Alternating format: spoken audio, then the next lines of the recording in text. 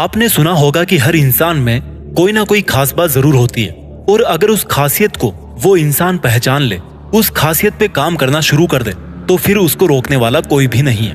वो बंदा इस दुनिया में धमाल मचा सकता है। मेरे पास ऐसे बहुत सारे कमेंट्स और इंस्टाग्राम पर मैसेज आते हैं जिनमें कई लोग बोलते हैं कि वो करना तो बहुत कुछ चाहते हैं लाइफ में, लेकिन उनको समझ ही नहीं आ रहा कि वो करें तो क्या करें।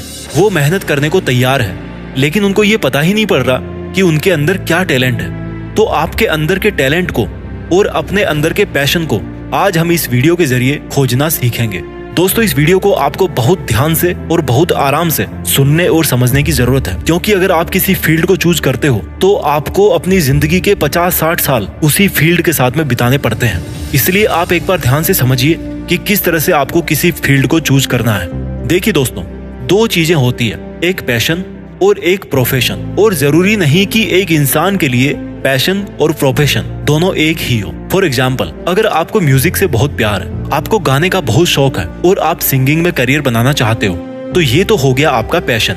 अच्छा, आपको बनना सिंगर है, लेकिन आप किसी मजबूरी से किसी कंपनी में प्राइवेट जॉब कर रहे हो, क्लर्क की, तो ये हो गया आपका प्रोफेशन। देखिए, आपका ट्रू पैशन और टैलेंट ढूंढने के लिए आपको दो चीजें देखनी पड़ेगी। पहली है इंटरेस्ट और दूसरी है कंसिस्टेंसी। यानी कि अगर आप वो इंटरेस्ट वाला काम करो और आपका अगर उसमें भारी नुकसान भी हो रहा है, तब भी क्या आप उस काम को कंटिन्यू करना चाहोगे?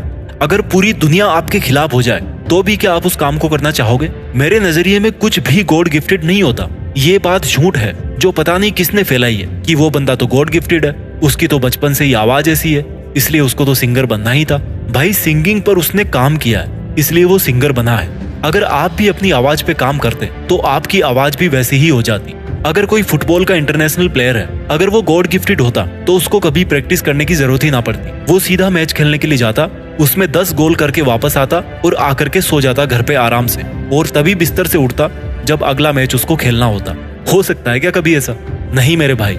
जो सबसे बेस्ट फुटबॉलर होगा ना इस दुनिया में, वो सबसे बेस्ट इसलिए है क्योंकि उसकी प्रैक्टिस भी सबसे बेस्ट है। इसलिए इस चीज को तो दिमाग से निकाल ही दो कि टैलेंट या पैशन गॉड गिफ्टेड होते हैं। गॉड गिफ्टेड नहीं होते हैं। और अगर गॉड गिफ्टेड नहीं होते हैं तो क्यों कई लोग किसी फील्ड में इतने परफेक्ट हो सकते हैं? क्या सीक्रेट है इसका?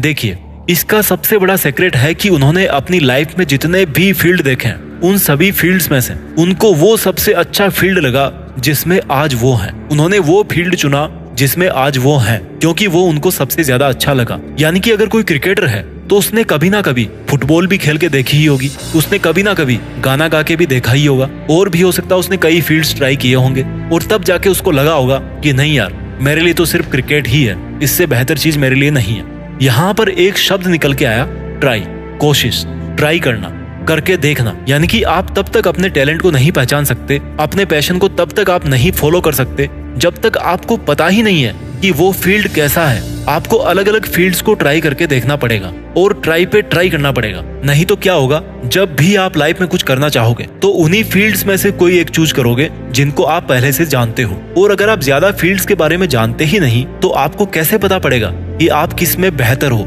और किस में नहीं, कौन से काम में आपको मजा आता है और कौन से काम में आपको मजा नहीं आता है। एक आम इंडियन फैमिली में पले बड़े बच्चे से अगर आप पूछोगे कि वो बड़ा होकर के क्या बनना चाहता है, तो 99% चांसेस है कि वो बोलेगा कि उसको या तो डॉक्टर बनना है, या फिर इंजीनियर बनना है, या फिर सरकारी नौकरी करनी है, क्योंकि उसने बचपन से वही सीखा है, उसने वही सुना है, उसकी सोसाइटी वही करती आई है, तो उसकी डिक्शनरी भी उतनी सी ही है जिसमें ऑप्शंस लिमिटेड है। अब उसमें से वो क्या चूज करेगा जब उसके पास में ऑप्शंस ही लिमिटेड है? तो आपको अलग अलग चीजें देखनी पड़ेगी। इस दुनिया में 4-5 फील्ड ही नहीं है, इस दुनिया में हजारों फील्ड है, लाखों फील्ड है। आप अगर 15-20 फील्ड को ट्राई करोगे तो आपको पता पड़ जाएगा कि आपको कौन सा काम करने में ज्यादा मजा आ रहा है, कौन सा आपके लिए सुटेबल है।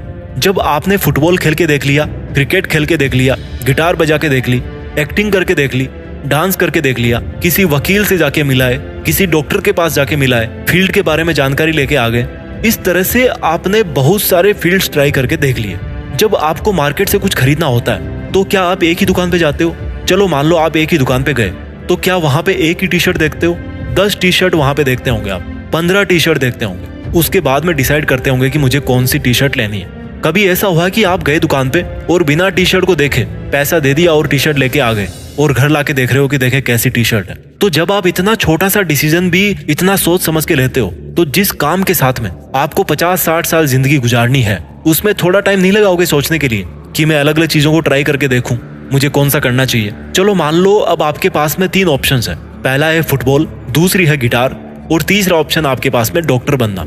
ठीक है, ये जस्ट एक एग्जाम्पल है। आपके क्या क्या ऑप्शंस है ये आपको पता है। किसी को जिम ट्रेनर बनना है, किसी को न्यूट्रिशन गाइड बनना है, किसी को मेकअप आर्टिस्ट बनना है, सबकी अलग अलग चॉइस है। बट मान लीजिए अब आपको फुटबॉल, गिटार और डॉक्टर इन 3 में से कोई एक चूज करना है, तो आप ये देखो कि अगर आपने किसी एक को चुना तो क्या आप जिंदगी भर उस काम को कर सकते हो? क्या आप जिंदगी भर उस काम से कभी बोर नहीं होगे? कहीं ऐसा तो नहीं कि 3 महीने म्यूजिक सीखा और फिर किसी और काम को पकड़ लिया। हो सकता है चेंज, मैं नहीं कहता कि नहीं होता चेंज, लेकिन आपको पहले ही सोचना पड़ेगा कि जब मैं इस फील्ड में जाऊंगा तो मुझे क्या सीखना है, कहाँ से सीखना है, कितना टाइम लगेगा, कितना पैसा लगेगा, किसका पैसा लगेगा। आपके पिताजी की सेविंग काम आएगी इसमें, या फिर आप कोई पार्ट टाइम जॉब करके उस टैलेंट को सीखने के लिए पैसा निकाल सकते हो। आपके पास में रिसोर्सेज क्या क्या है सीखने के। आपने सोच लिया कि मंगल ग्रह पे जाना है मुझे, बहुत अच्छी बात है, लेकिन वो आपको सीखना भी तो पड़ेगा। वहां पे जाओगे कैसे? आपके पास में टेक्नोलॉजी होनी चाहिए, आपके पास में वो रिसोर्सेज होने चाहिए। सोचने में कोई बुराई नहीं है। हम लोगों में से ही कोई अगर सोचेगा कि मंगल पे जाना है,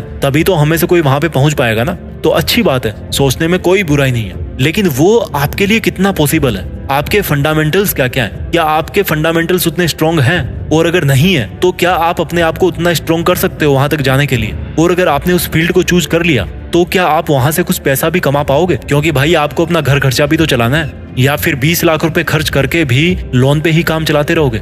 उस फील्ड के टॉप में जो पहुंचा है ना इंसान, उसने वहां तक पहुंचने के लिए क्या क्या किया वो भी देखो, उसकी क्या स्ट्रेटेजी रही है। क्या आपके पास में भी है ऐसी कोई रणनीति जो आपको वहां तक पहुंचा सकती है? इस तरह से जब आप डिसाइड कर लो कि भाई इस फील्ड में मुझे जाना है, मेरी प्लानिंग ये रहने वाली है, देन व्हाट टू डू? सोचना कीजिए बंद, और जो प्लानिंग आपने करी है उसको एक्शंस में बदलने का टाइम आ गया है। मेहनत करने का 1 घंटा सोचने के हजारों सालों से बेहतर है। A single hour of action is always better than 1000 years of thinking. इसलिए अगर आपने एक डिसीजन ले लिया, then you have to follow that routine, that training, that planning.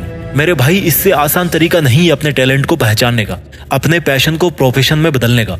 और दोस्तों, अगर मेरी पर्सनल सलाह आप मुझसे जानना चाहते हो तो मेरा तो यही प्रिंसिपल है कि टैलेंट वैलेंट कुछ नहीं होता यार, बस मेहनत सब कुछ होती है। बंदे के दिल में हौसला होना चाहिए। वो मेहनत के सामने टैलेंट को घुटने टेकने ही पड़ते हैं। आपको टैलेंट की नहीं बल्कि स्किल को सीखने की जरूरत है। आपको कलाकार के घर में पैदा होने की जरूरत नहीं है, आपको कलाकारी सीखने की जरूरत है। और जब आप किसी भी कलाकारी को सीख रहे हैं, उसकी तैयारी कर रहे हैं, तो एक बच्चा बन के सीखिए, पूरी ईमानदारी के साथ में सीखिए। Because it's the knowledge which you can turn into skill, and it's only the skill which will take you to the top of that field.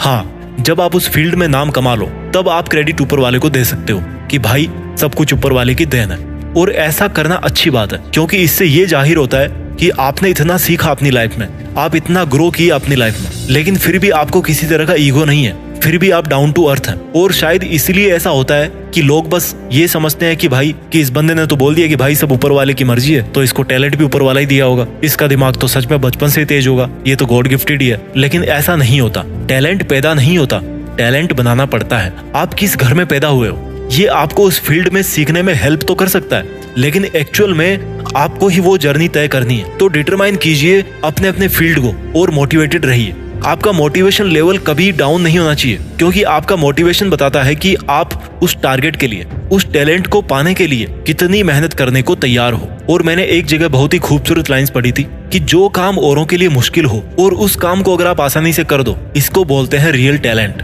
और उसी टैलेंट के साथ में आप अगर इम्पॉसिबल को भी पॉसिबल कर दो, तो इसको बोलते हैं असली बुद्धिमानी। आई होप आपके लिए ये वीडियो बहुत अच्छा रहा होगा। आपको ये सीखने में हेल्प मिली होगी कि आप अपने टैलेंट को कैसे पहचाने और वहां तक कैसे पहुंचे। मैं आपके लिए लेकर आता रहूंगा इसी तरह के बहुत सारी वीडियोस। चैनल को सपोर्ट करने के लिए थैंक यू सो मच। अपना ख्याल रखिए और आगे बढ़ते